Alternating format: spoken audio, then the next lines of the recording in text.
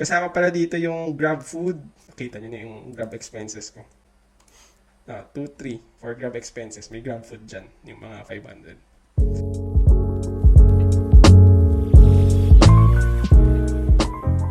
In this video, tuturo ko kung paano mag-automate ng yung expenses. Nakita ko is usually yung Grab, Lazada, and Shopee from your email, tapos ilalagay natin siya sa Notion for expense tracking.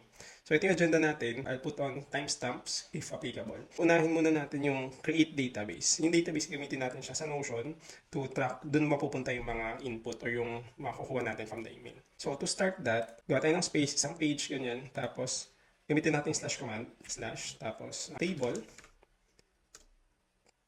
database inline na lang yan. Database inline. Tapos start a blank database to new table. Paano natin siyang demo, Relay.app, expense. Tanggalin ko lang itong link. Pwede naman kahit anong pangalan. Expense tracker.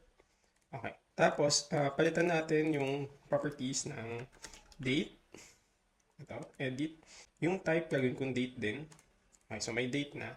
And then, gawa tayo ng another property for number, yung amount. Okay, dito, amount. Change ko din yung number format ng Philippine peso. Additional things that I would do is mag-add ako ng calculate sa dulo, sa bottom. And select ko more options, then sum. Para, may 90, 140, makita natin yung sum later. Okay. Delete ko lang lahat ng entries. And okay na muna to for now. Tapos na tayo sa create ng database. So may sasalo na pag nagawa na natin yung automation. The next step is to log into Relay.app. Kung wala pa kayong account, you can use my link. Ito siya. bit.ly new to Relay or Relay.app / via work better. Pag nakagawa na kayo ng account, ganito yung itsura niya. First thing that we need to do is create one. Yung workflow, yung automation itself. It's called workflow. So either yung workflow above or dito yung plus or itong create one sa gitna. Pangalanan natin yung workflow. Pwede din natin lagyan ng icon para mas maganda. Ito na lang, rocket yan. Lagyan natin ng grab expense email to Notion tracker. Okay, the next step is mag-add ng trigger. Yung trigger is kung kailan, wait lang, tuloy na pala ako. So going back to the agenda, tapos na tayo sa login. Connect yung Notion, sige mamaya yan. Connect muna yung Gmail, sige. May dalawa kasi yung automation na gusto i-share. One is yung instant, the other one is yung bulk. Yung instant is kada pasok ng email, matatrack niya, mapupunta kagad sa tracker. Yung bulk naman, kung meron ka ng transactions for the month of October, i-extract niya lahat. So yun yung isang part. Kasi syempre, hindi na siya maging instant kasi nasa pass na yung email. So let's start with the instant. Mag-add tayo ng trigger. Ang gamitin natin trigger is yung mail, so Gmail. Search lang natin yan. And then, email receive. Ito na yung part ng connect ng Gmail. So, mag-connect tayo. Piliin nyo yung kung yung Gmail nyo. Yan. Yan, continue lang. Tapos, ito. Check nyo lang yan. Tapos, continue. Okay. So, naka-connect na to. May nakikita nyo dito yung name. Ayan, yung email, Gmail number 1. Kasi pwede mag-add ng multiple emails naman. Now, let's skip itong email receive. Tapos maglagay tayo ng filter. So for Grab, nilagay ko na dito sa notes. Yung email is ito, no-reply@grab.com. Yun yung isa sa mga ilalagay nating email.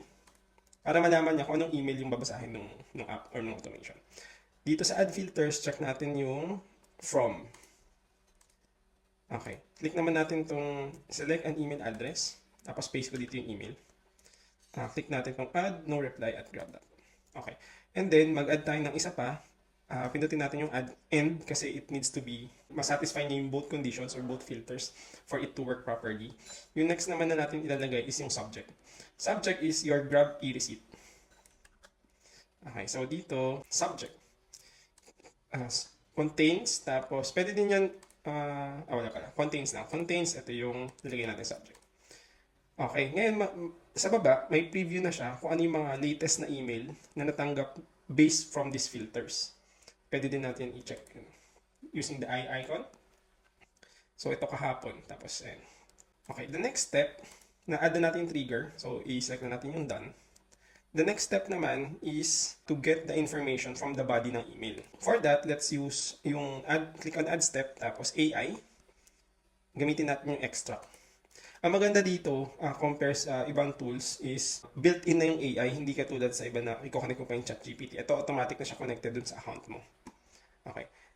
For this step, yung model na piliin natin is OpenAI, tapos yung dash mini lang para hindi siya kumain ng madaming credits. Yung credits is yung, meron siya dito sa lower left. Nakikita natin na may certain amount of limit naman ng paggamit.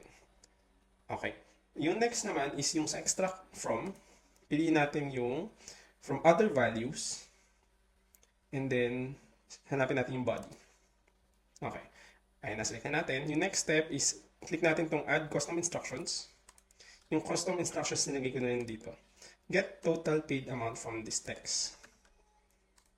Okay. So, instructing the GPT na kunin yung total paid amount dun sa body. Kasi yun yung parang label nung paid amount mismo dun sa body ng email. Okay. Next is, kailangan natin ng container or variable, dun ilalagay yung magiging output nitong AI.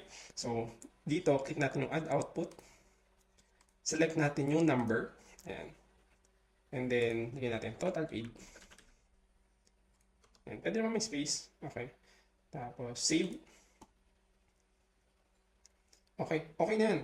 Click natin yung done. Yung next naman is i-connect naman natin yung Notion dito sa Relay.app para alam niya kung saan ipapadala. So, click natin itong new step or add step. Search natin Notion. And then, click natin yung add page to database. Lalabas yung connect. Select nyo lang yung account nyo dito sa taas kung madami kayong account. Tapos, select pages.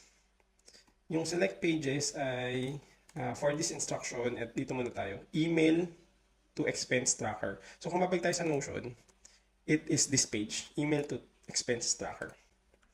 Okay, tapos allow access. Ngayon, pwede natin piliin kung ano yung databases na nasa loob ng page na yun. Para mas madali, ganito gawin natin. Itong database na ginawa natin kanina, expand natin to. Ito, open as full page. Tapos, click share, and then copy link. Dito kasi, makukuha natin yung ID or yung mismong link nitong itong database na to. Click ko na itong email to expense tracker para bumalik sa page. And then here, andito na siya na nakuha na niya. Pero if ever hindi pa siya lumalabas, you just need to paste yung link kanina. And para lalabas din siya dito, itong database. Okay, the next step is mag-add tayo ng fields to populate. So, click natin itong add field. Yung unahin natin yung name. So, yung name is grab. Or kung depende kung anong gusto nyong lagay na name. Tapos, add field pa tayo. Date naman, let's add, since kung kailan siya nag-run, yung date na ilagay natin kung kailan nag-occur yung expense. So, ang kailangan naman natin dito lagyan is yung start. Yung end, hindi na. For the start, let's select itong workflow run na start date. Madami siyang case eh. Pwedeng out workflow run, start date, or yung send time, depende. Pero for now, let's choose start date. And then, para mas malinis siya, pwede naman may time. Pero for now, ako mas gusto ko walang time para mas malinis yung itsura. So, i-click ko dito, do not include a time. Okay, tapos save. The next step naman is yung amount. Yung amount, add field, amount. And then, select natin yung AI output, tapos yung total paid. And then, done. Ito na yung automation. Pag may na-receive na bago, gagana na siya. Once ito na naka-on, naka-on na siya. Pero, para matest kung tama ba yung nangyayari, off muna natin. And then, click natin itong start a test run. Okay. Hahanap siya ng test data or yung data na pagkukuhanan ng value kasi diba may email receive. So, piliin lang natin yung una. Ayan, na-select na yan. Na mag-enable tong button na to. Click naman natin itong create test run. Okay. Tapos, click naman natin yung start run. So, tinigger ko manually. Nag-extract na siya ng email. Nung body din. Tapos nakita dito may AI credits use na 0.04. So, mas mababa siya kaysa sa 1. And then, na-add na rin niya yung page dun sa database natin.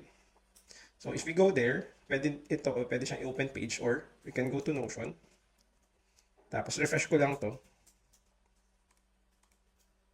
Ayan. So, andito na siya. Yung last kong expense, which is kahapon to, pero since ngayon natin siya ni-run is October 23, lumabas na 81 yung expense for the Grab.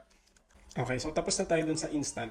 All you need to do na lang for the other emails is to duplicate workflow. And then, palitan to ng instead na Grab, Lazada. Tapos, palitan lang yung filters. Etong Lazada na email.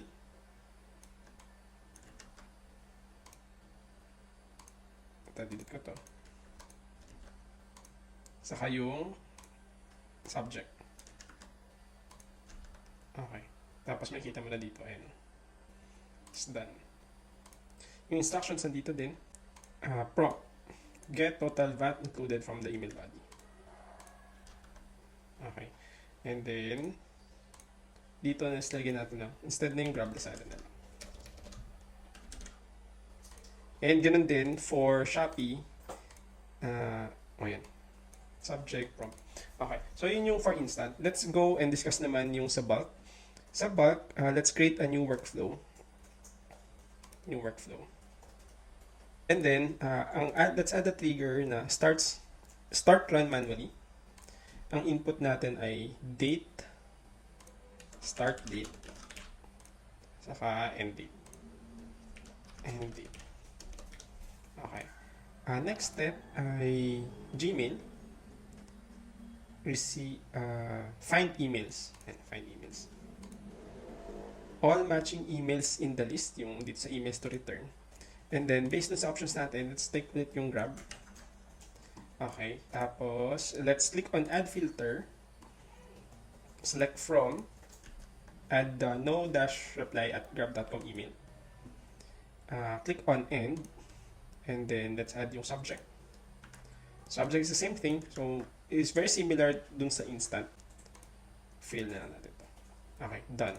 Pangalan natin to, monthly Grab expense extra from Gmail.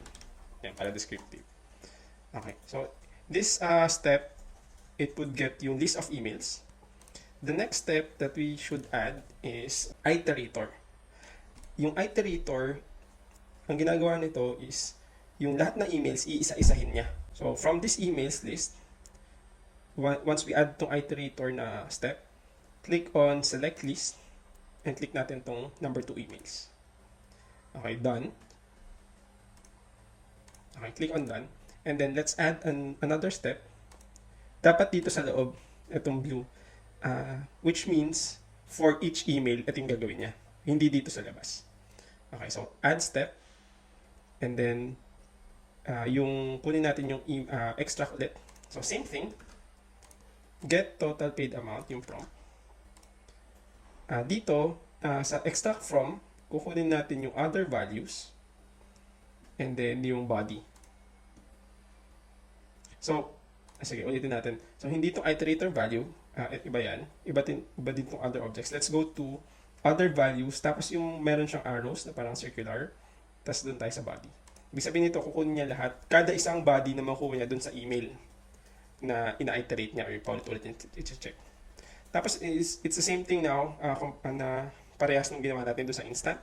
So mag-add tayo ng input. Total paid ulit. Lagyan natin. Type is number. Save. Add tayo ng custom instruction. Ito yung kinopy natin kanina. Tapos select natin done. Okay. And hover natin dito para yung plus niya andito sa loob. Pero if ever you have clicked dito sa labas, okay lang din. Kung nagawa naman ng Notion. Tapos same thing, add page to database. Close ko to. This one, from using tong 6 dots or handle, let's drag it dito sa taas. Medyo mahirap siya ilagay dun sa baba nito na nasa loob nitong block na to. So, ilagay mo lang sa taas, and then, itong extract is ilagay mo dun sa taas na.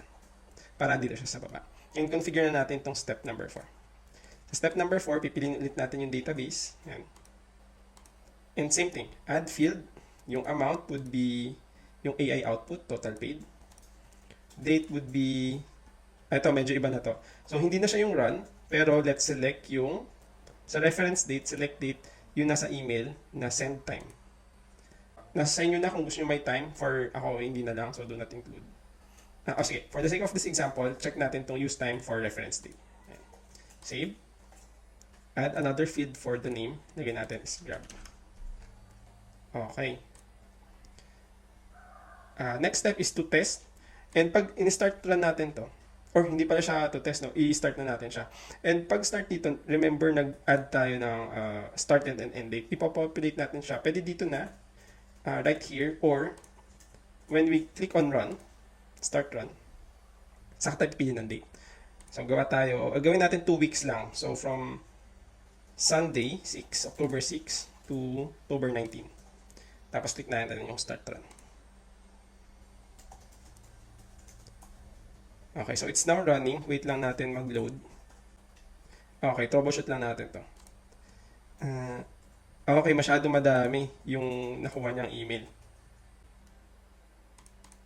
Try muna natin, pag niran natin 1 week lang. 6 to 12.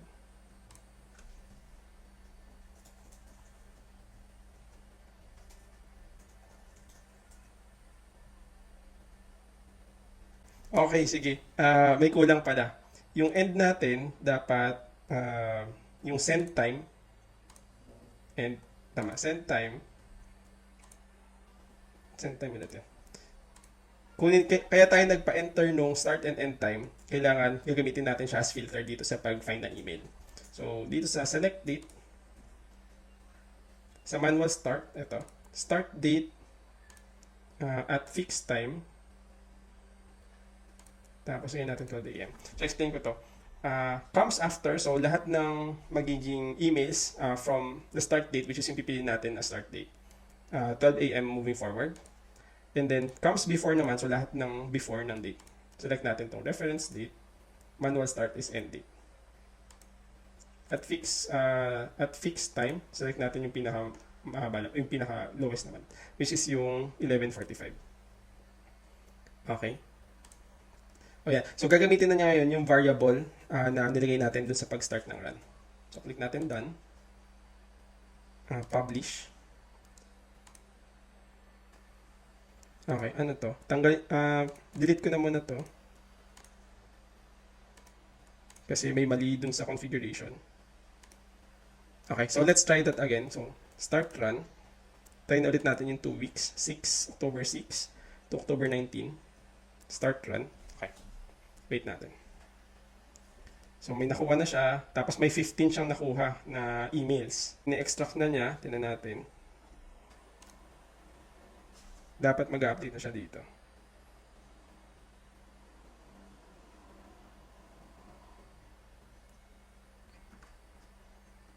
Ayan na. October 19, October 18, 16. Kasama pala dito yung Grab Food. Yan.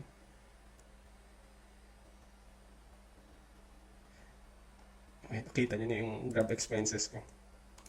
2-3 for Grab expenses. May Grab Food dyan. Yung mga 500. Okay. So, nakuha na niya 15 items. Check lang natin kung 15 ba to. Ayan. So, may 15 items siya since October 6 until October 19. Okay. So, pag i-run nyo siya, gamitin nyo na lang ng depende kung anong date yung gusto nyo ilagay. Pwedeng 2 weeks, pwedeng 1 month. Depende dun sa frequency ng gusto nyo i-retrieve na email. Right. So, we do this for the different settings din. For Grab, ito yung settings. For Lazada, ito. Tapos, okay. Ito sa Shopee pala, ito yung nasa body dapat. Yan, Dragon Pay. Ayun, that's it. So, thank you for watching. I'll add the links nung app and yung Notion for your notes. And then, if you have any questions or concerns or feedback, let me know sa comments. See you on the next video.